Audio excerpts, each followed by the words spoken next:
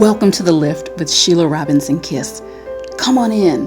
There's always a special place set aside for you here where you can relax, kick up your heels, pour yourself a nice, refreshing drink, and prepare to be lifted and soar.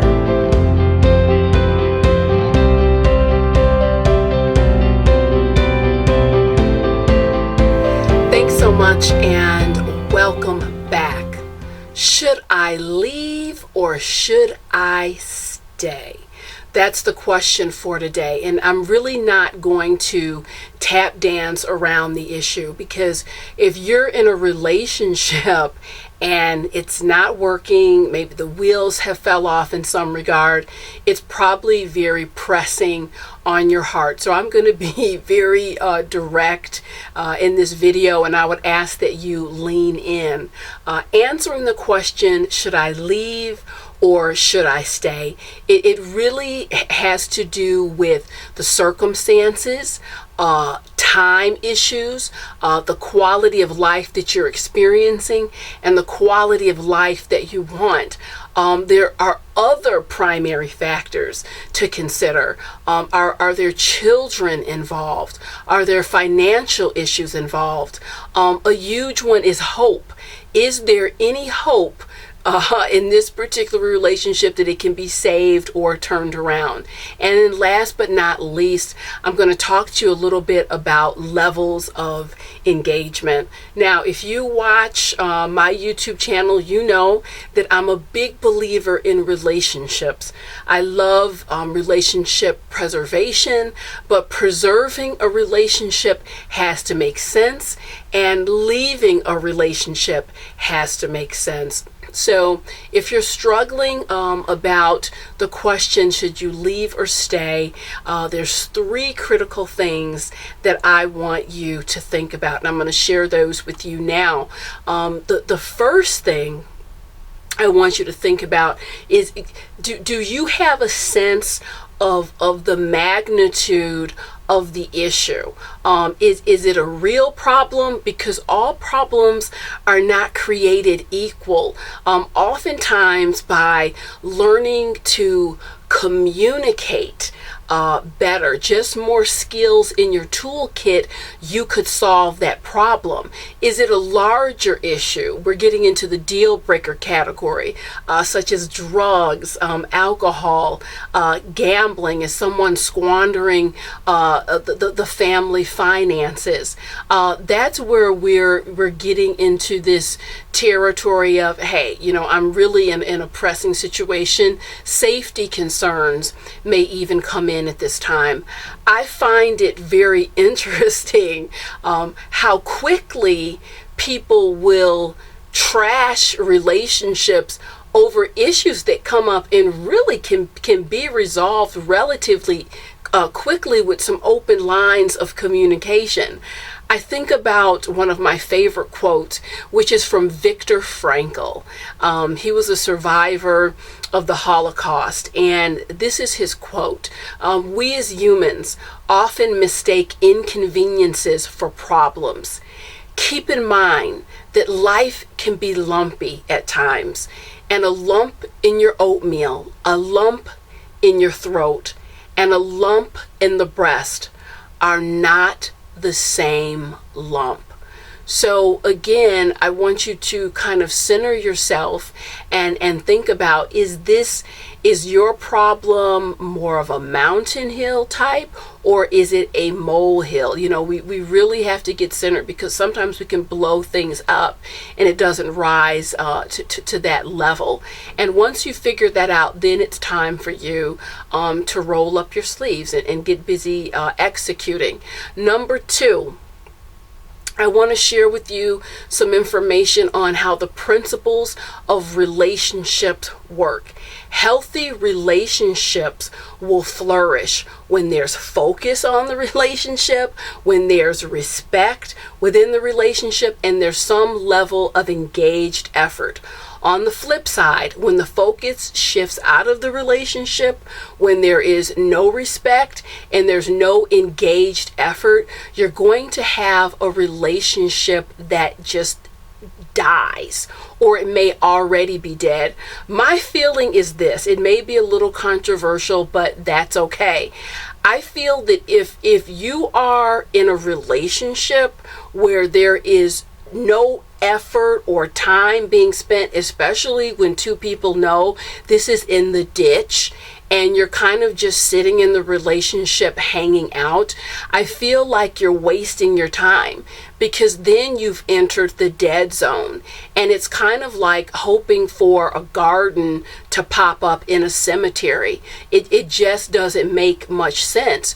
And then there are some people that would say, but Sheila, you know what, it's this person. I'm willing to put in the effort. I want to try, but there's no energy coming back at this up from this other person. Well, I've been there, done that. And what I could say about that is you will probably succeed for a short time, but you're going to get tired of carrying the full burden. Healthy relationships are healthy because there are two people lifting that relationship up, and it really does take the energy coming from two. So, after you're kind of buried under the weight of carrying it for both of you, how healthy is the relationship going to be after that? I can remember being in this relationship some years ago, and it was a relationship, quite frankly, that I wanted things to work out, and there was just nothing. So I was, superwoman charging in there. And I have to tell you, it didn't work out because it was a one-sided situation. And after the relationship ended, I had old friends running into me. They're like, oh my God, you look amazing. You look great. What's going on for you? And I should have been depressed at that time, but it was such a relief to be from under just the burden of the toil and the struggle of trying to plug everything in and make it work. So I have to tell you, it also, to me, it makes a statement. If someone is in your life and sharing any amount of time with you, the statement, if they're not willing to roll up their sleeves and try, is, I don't care. I don't have enough regard for you. I don't have enough energy for you or interest to even try. I love effort. I think if both folks are making an effort, stay, work on it. See what happens. I've seen sheer effort, just that effort of plugging in new things, trying, learning new ways to communicate, rekindling sparks, what have you. I've seen that effort go so far, and inevitably, wow, something really did spark. We are shifting our communication patterns. Hey, I think we're going to stay together. So I'm a lover of effort. I think life rewards effort. God rewards effort. But if someone's just sitting there like a lump on a log, they're not giving you much to work with. Number 3, I want you to think about your future in terms of whether or not you want to leave or stay. A lot of people say, oh, pack your bags, go, go, go.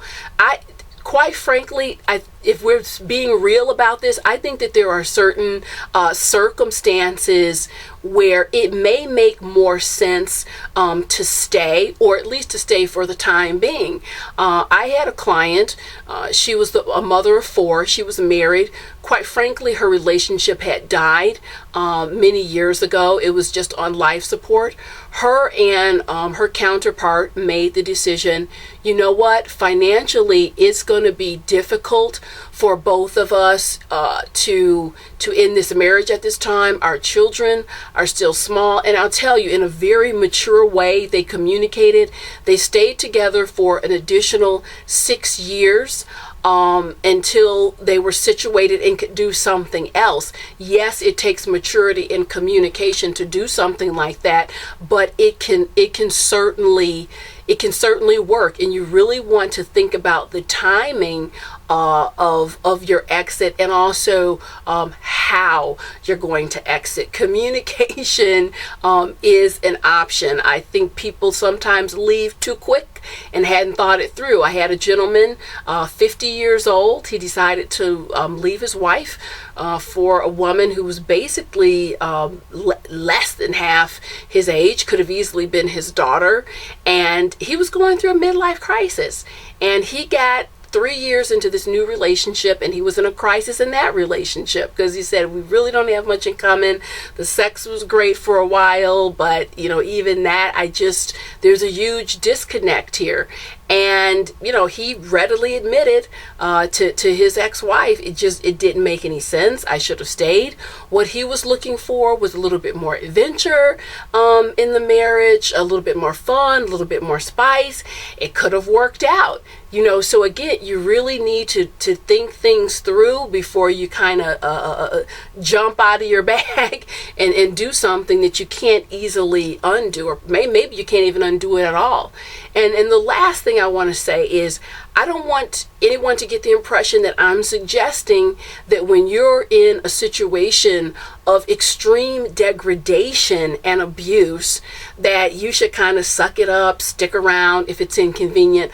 Let me tell you something that I've learned over these years. There was a time in my life, and probably if you've watched my videos, where I was just basically unconscious living, and I was involved in a few relationships that were less than, and there was degradation.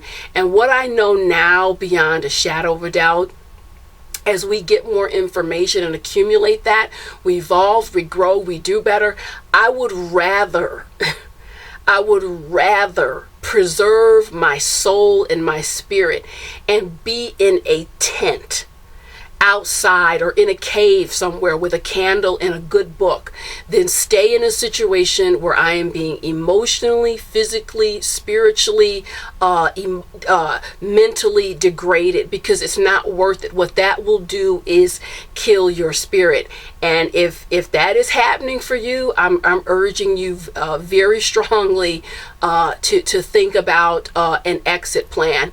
If this individual cannot pull themselves together and make improvements, ultimately it's up to you how long you're going to hang in there with someone. But I'll tell you this also: time is a precious commodity. None of us can get our time back. So you want to be very careful of how you're investing your time and who you're investing your time with.